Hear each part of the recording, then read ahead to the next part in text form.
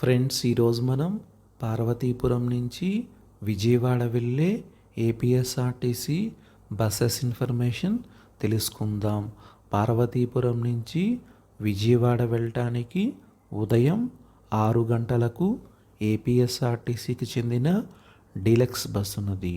ఈ bus Parvathipuram bus స్టాండ్లో ఉదయం 6 గంటలకు బయలుదేరి విజయవాడ వెళ్ళేసరికి సాయంత్రం 6 అవుతుంది.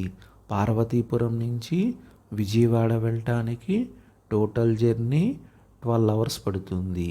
పార్వతీపురం నుంచి విజయవాడ వెళ్ళటానికి బస్ టికెట్ డీలక్స్ బస్కి 906 రూపాయలుగా ఉంటుంది. ఈ బస్ కాకుండా పార్వతీపురం నుంచి విజయవాడ వెళ్ళటానికి సాయంత్రం 5:15 ఇందిరా ఏసీ బస్ ఉన్నది.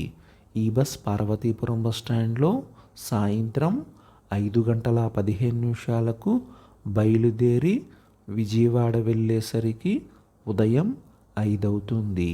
పార్వతీపురం నుంచి విజయవాడ వెళ్ళటానికి బస్ టికెట్ ఇందిరా ఏసీ బస్కి 1205 రూపాయలుగా ఉంటుంది.